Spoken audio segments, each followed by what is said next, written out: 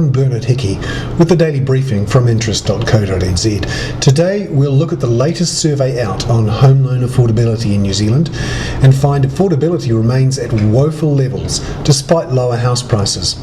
And we'll also look at the latest moves on mortgage interest rates, where competition at the 2 and 5 year fixed rate end of the market is intense. ASB is the first of the major banks to cut its rates in recent weeks.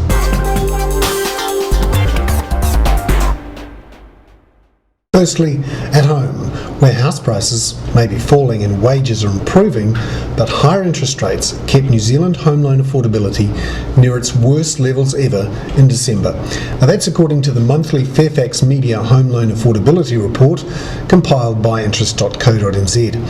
Affordability for first home buyers remained at a record low in December. Affordability worsened sharply in Auckland, Waikato, Nelson Marlborough, Manawatu Wanganui and Otago in December. Now that's because higher house prices in those regions compounded the damage from rising fixed mortgage rates. The proportion of medium take-home pay needed to service the mortgage on a median-priced home in Auckland topped the 100% mark in December. That took the nation's largest city into territory previously occupied by Queenstown and the central Otago Lakes region. Areas where affordability improves slightly was Southland, which remains the least unaffordable region in New Zealand. Wellington and Taranaki also improved slightly. House price falls in these regions were enough to outweigh the effects of higher interest rates. Nationally, the proportion of take-home pay required to service the mortgage on a medium-price house fell very slightly from 83.5% to 81.9%. That's still unaffordable though. But in Auckland, the proportion hit 101.4%, and in Waikato, it hit 83%. That's also a record high. The report follows the Demographia survey showing New Zealand had the least affordable housing in the English-speaking world, alongside Australia. That survey used data gathered to the end of the September quarter, and that's before house prices fell in the final quarter of 2007. Interest rates for a 2-year fixed-rate mortgage actually topped 9.35% in December, and they have since gone higher in January, after banks cited financial market volatility for higher wholesale interest rates. This means affordability is likely to have worsened again in January unless house prices fell sharply.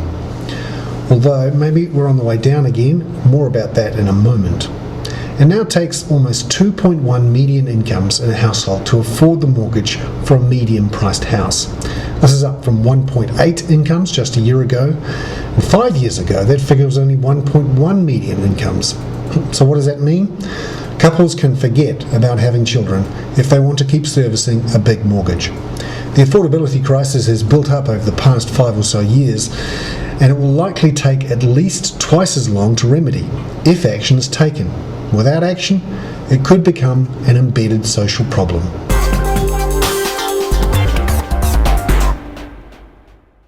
Now let's have a look at fixed-rate mortgages, where we've seen a bit of price-cutting action in recent days. ASB is the first of the big banks to cut their mortgage rates this year. Earlier in January, they all raised their rates, blaming financial market volatility linked to the global credit crunch. Interestingly, since then, the 2-year swaps rate has actually fallen, and interest rates for highly rated paper have also fallen. ASB cut its 2-year fixed rate to 9.5% from the previous standard for the big banks of 9.6%. It also cut its 5-year rate, where there's a lot of competitive activity, to 8.95% from 8.99%. Kiwibank's rates are still below the major banks, and it has claimed that lower wholesale rates allow them to do that. Its 2-year rate is 9.35% and its 5-year rate is 8.75%. We'll see whether the other big banks follow ASB. I'm Bernard Hickey from interest.co.nz with the Daily Briefing. Catch you tomorrow.